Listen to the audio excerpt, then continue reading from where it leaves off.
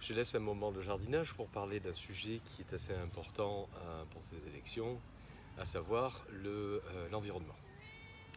Et dans l'environnement, un sujet qui est venu assez fréquemment, c'est l'histoire des véhicules électriques.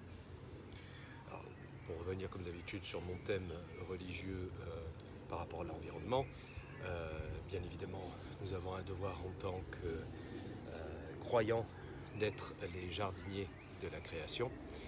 Et Christ lui-même, en plus de ça, faisait souvent référence à des thèmes qui étaient liés à la nature et à ce qu'on pouvait voir dans le quotidien autour de nous. Donc c'est un thème qui est important. Donc je reviens à l'histoire des véhicules électriques parce que c'est un des thèmes de la campagne. Il y a les pour et les contre. Dans notre culture française en particulier, nous n'avons pas la culture du pis-aller, c'est pas parfait mais c'est un progrès. On a la culture du parfait. Et le problème de l'électrique pour l'instant, notamment les véhicules électriques, c'est que ce n'est pas parfait. Il y a des problèmes. Entre autres le fait que les batteries sont extrêmement coûteuses pour l'instant. Et il y a aussi le problème de la capacité de ces batteries-là. Mais il y a aussi surtout beaucoup de clichés par rapport à cela. Et certains qui sont drôles et d'autres qui ne sont pas. Drôles, par exemple, je les ai déjà vus sur les réseaux sociaux, une histoire où on voyait des voitures qui étaient sous l'eau et celui qui les publiait se moquait en disant « Ah, les véhicules électriques, qu'est-ce qui devient dans ce cas-là ?»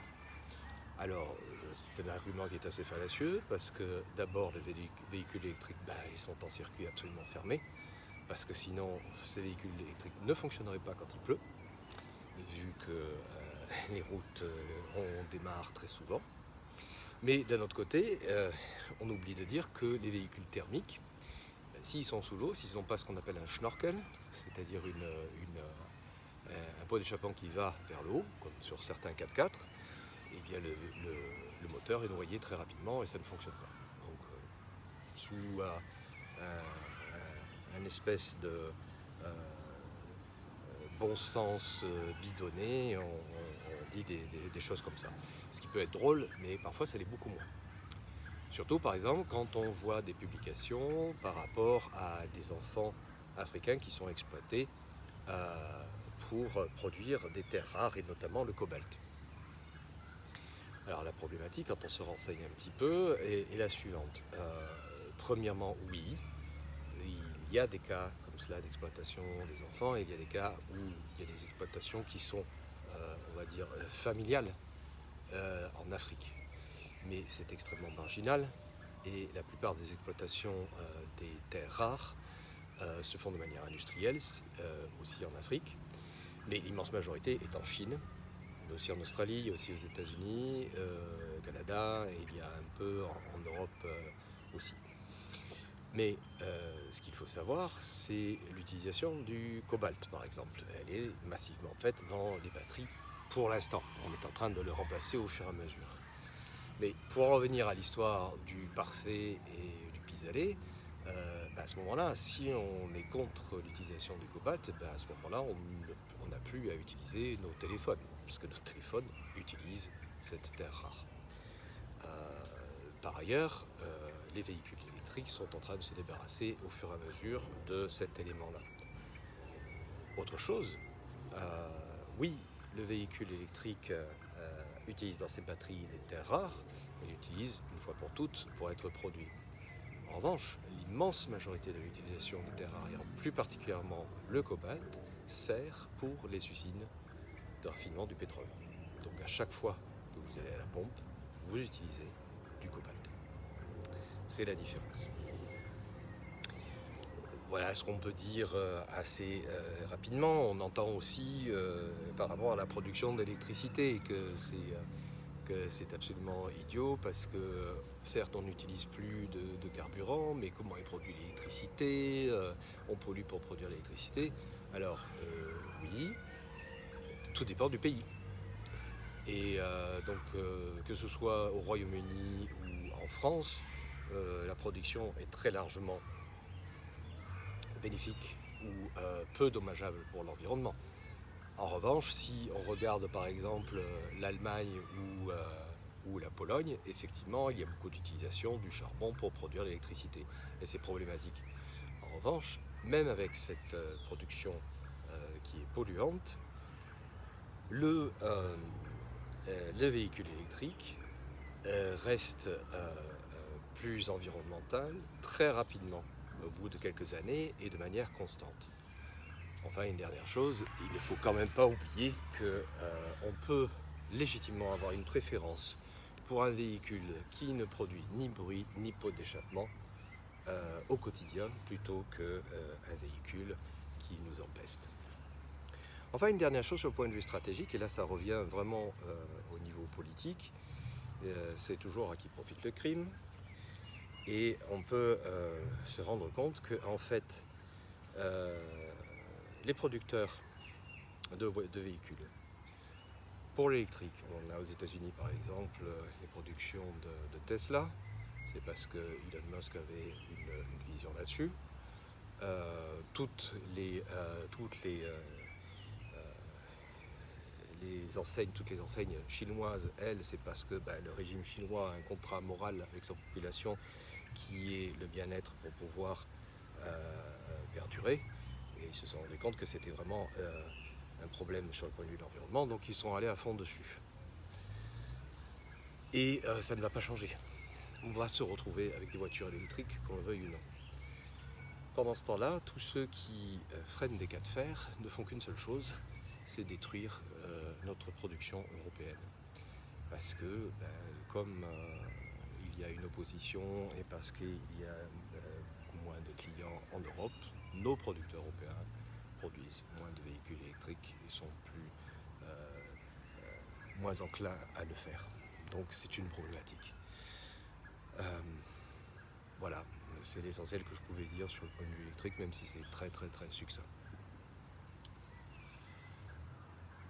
So I leave on the side for a moment my garden to talk about a topic that is very important for the coming elections, whether the European one or the general elections, which is electric vehicles. And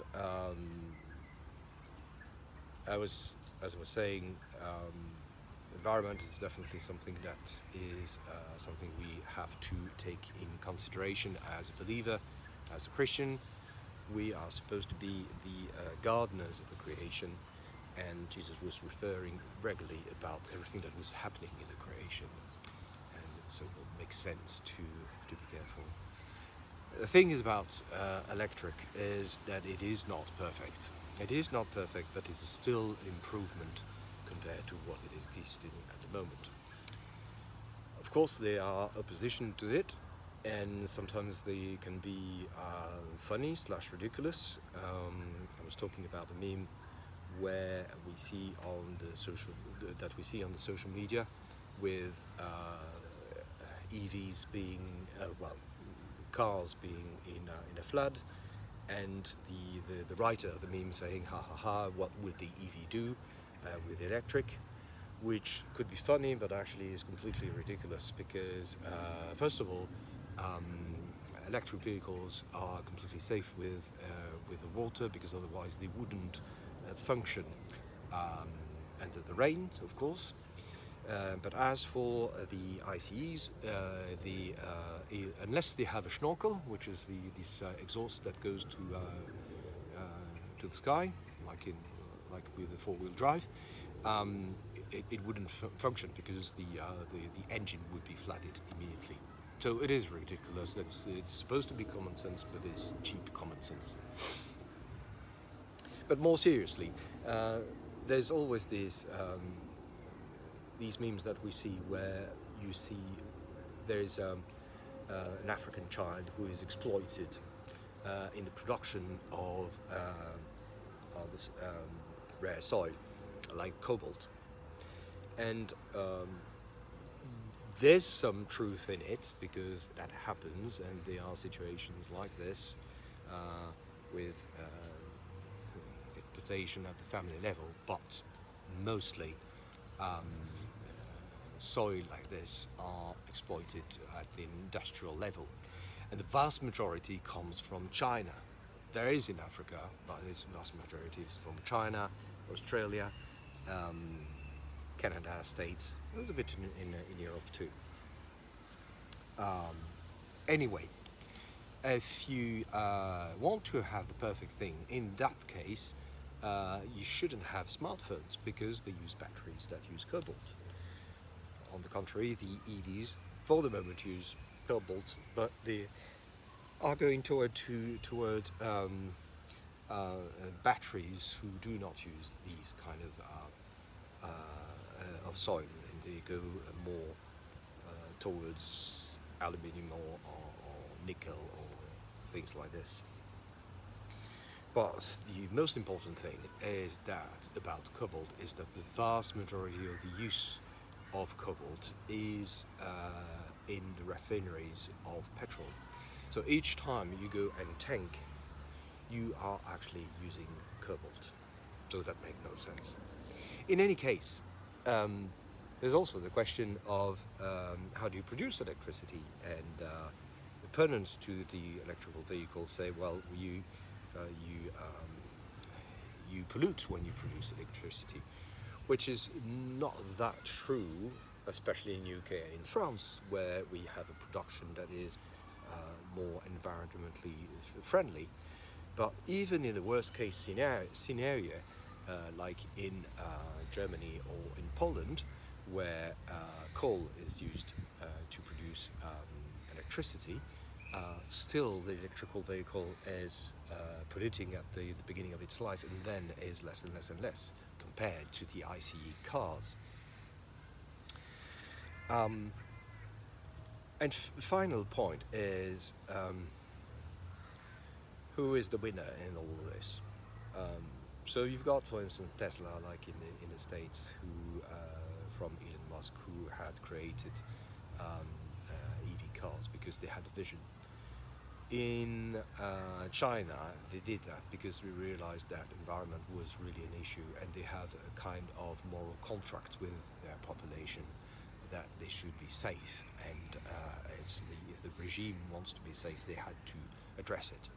So whatever we want, there will be electrical cars in the future, and ICE are going to disappear. Problem is that all the people who are fighting against it in Europe are actually destroying our local industry, because our European brands are reluctant to go forward because of the opposition of the public opinion, and are losing the competition, and that's the problem. So, well, these were my brief point, and then they are very, very simple about electrical vehicles, but just to give you an idea.